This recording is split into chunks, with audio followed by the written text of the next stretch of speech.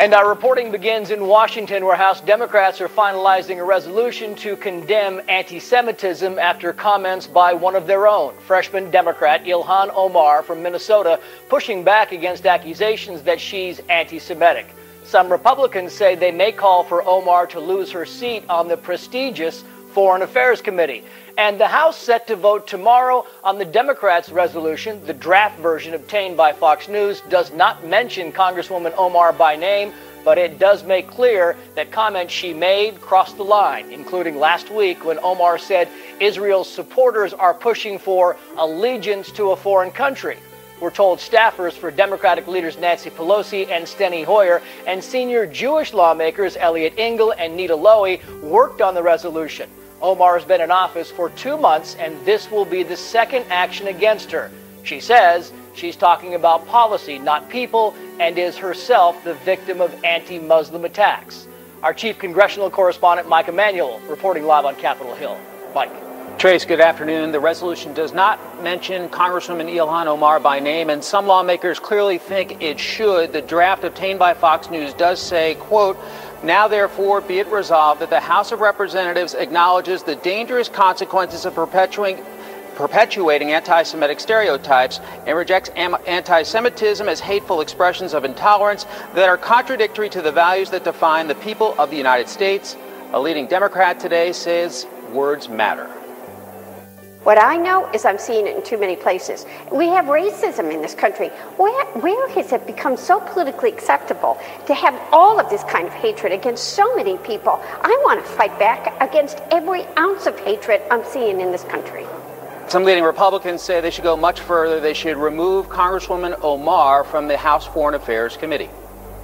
Why would you have her on a committee that important, that sensitive to our foreign policy, if she has those kind of anti-Semitic beliefs, unless you're willing to tolerate it? And it shouldn't be tolerated. She ought to be removed immediately from the Foreign Affairs Committee. This issue has exposed a lot of friction among House Democrats. Some veteran lawmakers do not care for all these high-profile freshmen making waves. Trace? And Mike, another freshman Democrat, Alexandria Ocasio-Cortez, also facing accusations.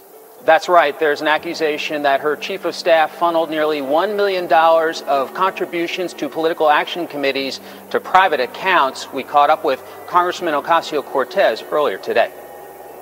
There is no violation, so there's no violation. Do you think that's a sign of you taking dark money? Oh, no. I'm 100% thank you. The complaint notes that the money transfers were noted for strategic consulting. That raised some eyebrows. Her supporters say it was a new and different way and totally legitimate. Trace? Mike Emanuel live for us on Capitol Hill. Mike, thank you. Let's get more on Congresswoman Omar's comments and tomorrow's vote. Heather Cagle covers House Democrats for Politico and has been reporting on this story. She joins us from Capitol Hill. Heather, welcome to you. Even if they do not name Ilhan Omar in this resolution, this is still really an unprecedented rebuke. Yeah, and you know, Trace, this is the second time that we've seen Democratic leadership rebuke Omar in just a matter of weeks. And I can't think of another time, I've been on the Hill for several years, that we've seen leadership go after a member of their own party, particularly a freshman, so publicly like this. Yeah, you know, she's apologized a couple of times in the last few months. This time she seems to be standing her ground more, Heather. I mean, she came out saying, again, you know, it's problematic being told that you're anti-American if you're not pro-Israel. So this time around, she's like, and she's getting some support from some of her freshman colleagues, that she's going to stand her ground and fight a little bit more on this. Yeah, you know, we saw over the weekend, so Congresswoman Omar was in Africa, so her Twitter was kind of sporadic, but she actually went after a senior Jewish Democrat, Congresswoman Nita Lowey, who had called on Omar to apologize and retract her statement, and Congresswoman Omar went after her on Twitter and said, you know, there's nothing to apologize for, these are my positions and things like that, and then we saw that she was backed up by some of her progressive colleagues, particularly freshman Alexandria Ocasio-Cortez, who today on Twitter said, you know, there's a double standard here for controversial comments that lawmakers make. Why are we going after Congresswoman Omar when we don't pursue some of these other comments that other lawmakers have made in the past that also can be considered controversial and maybe even bigoted?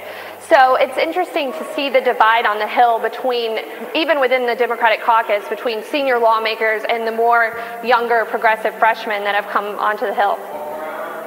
And it's a good point. So now take us forward in your reporting here, Heather, because now you've got Republicans that are willing to offer a censure movement against her, and you've got some Jewish organizations saying that she really should be removed from the House Foreign Affairs Committee. What happens next to Ilhan Omar? So that's a great question, and it's something that Democratic leaders haven't fully answered. So far, they've resisted calls to remove her from the Foreign Affairs Committee, and they've certainly rebuffed any attempts, any talk of censuring her on the House floor, which would be the most extreme step. So we'll see this resolution voted on tomorrow. It's expected to probably get broad support.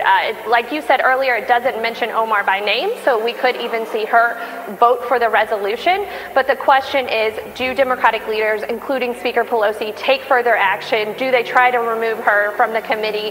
They have said so far they're not going to do that, but people are watching to see if she does apologize or if Congresswoman Omar makes people understandably in some cases want to call something out as racist or white supremacist and not say that the person doing it is a racist, right? So they'll say that's a racist comment, but they don't want to say the person's a racist. And I just want to understand with Congresswoman Omar, it's clear what you're saying is that some of the things she has said have been clearly anti-Semitic, but you just don't want to level the charge anti-Semite at her. Well, I'm hoping that she'll grow and she'll change. I'm hoping. Some people change their beliefs. I'm hoping she'll change hers. Good evening, I'm Erin Burnett. Out front tonight, Trump says no, refusing to hand over documents. We are learning tonight that the White House is finalizing plans to fight back against the Democrats who have put sweeping requests out for documents. The White House wants to limit what they're going to give up. The top White House lawyer already rejecting Democrats' requests for information about Jared Kushner's security clearance, sending the chairman of the Oversight Committee this letter, which slams Democrats for, quote, overly intrusive document requests. That, of course, after the president, according to the New York Times, lied about not overruling the intelligence community to give Kushner that request. And the president tonight is not hiding his anger and frustration at the document requests. I guess we got 81 letters. There was no collusion. There was a hoax. There was no anything. And they want to do that instead of getting legislation passed. 81 people or organizations got letters. It's a disgrace. It's a disgrace to our country. I'm not surprised that it's happening. The people understand it. When they look at it, they just say presidential harassment. Presidential harassment. The president tweeting those exact same words later today. And some Republicans are leaping to his defense. Senator Lindsey Graham, who, I guess it's important to reference, back in the day made the case to impeach President Bill Clinton, is now telling CNN that the president believes he's referring to Democrats, are out to take a wrecking ball to his life as Graham defends him. The president and his team's refusal to cooperate, though, most when you look at hypocrisy here, flies in the face of the president's own words just yesterday. Mr. President, are you going to cooperate with Mr. Nadler? I cooperate all the time with everybody. All the time with everybody. Well, that was yesterday, and today is today. Tonight, according to a Democratic leadership aide, we have some new numbers. Since Democrats took over the House, there have been 6 refusals from the Trump administration to appear before House committees, 30 refusals to respond or stalls on document requests, and of course, now the White House trying to point blank not give over documents. It all comes as, according to a new Quinnipiac poll out today, nearly 60% of voters think Congress should do more to investigate Michael Cohen's claims about the president's unethical and illegal behavior. And when it comes to trusting the president, only 30% of Americans say Trump is honest. Abby Phillip begins our coverage out front live outside the White House. And Abby, obviously they are now trying to point blank, refuse, deny, fight. What is going to be the strategy here? Well, Aaron, the scope of Congressman Nadler's request to the White House this week came as a bit of a surprise to White House aides because of how it really touched upon every aspect of the president's life and his presidency. And in response to that, they've come up with a strategy that essentially involves stalling and stonewalling these committees, trying to restrict the number of documents that they hand over, restrict the information that they hand over, especially as it relates to President Trump's conversations as president, and particularly his conversations with his counsel here in the White House. The idea here is to try to exert some kind of executive privilege or confidentiality around some of this information. And the White House also suggested, the president himself suggested today, that they would be looking at President Obama as a model for how to do this. The president suggested President Obama didn't respond with a single letter to Congress when they requested it. That's not exactly true, but the Obama administration did similarly try to restrict the scope of how they would go forward with responding to some of these requests. And that's what the White House is looking at now. How much they'll actually be able to do is yet to be determined. I think the lawyers are going to have to really take a fine-tooth comb to all of this and figure out where they can thread the needle and figure out where they can hold back when it comes to some of these requests, Aaron. All right, Abby, thank you very much. And I want to go out front now to the chairman of the House Foreign Affairs Committee, Democratic Congressman Elliot Engel, in the midst of all of this. Chairman, I appreciate your time tonight. I mean, look, the president today, says, look, these investigations are presidential harassment. Those are the words he's using. And obviously the requests are extraordinarily broad in terms of what they're, documents they're asking for, people and organizations they are requesting information from. Are Democrats in danger, Chairman, of overreaching by making such broad requests? No, not at all. We are just upholding our end of the Constitution, which says that we have the right to do this, Article 1.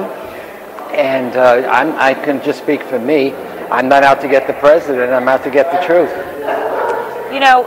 Obviously I mentioned Lindsey Graham, right, who had back in the day been one of the leaders of the impeachment charge against President Clinton and now singing a very different tune.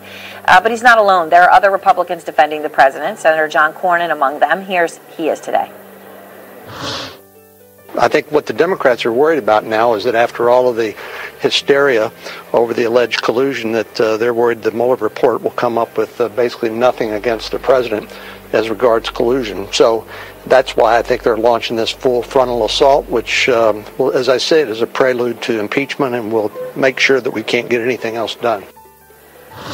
Would these investigations, Chairman Engel, be happening if you actually believed Mueller had something on the president, if he had collusion locked down? I don't think that these investigations are moved one way or another by whatever Mueller has or doesn't have. I know I can say that for me. I think that Mueller will come out with his report. I think the report should be made public. I think the American citizens have the right to know. And we're going to keep doing what we do as an investigative.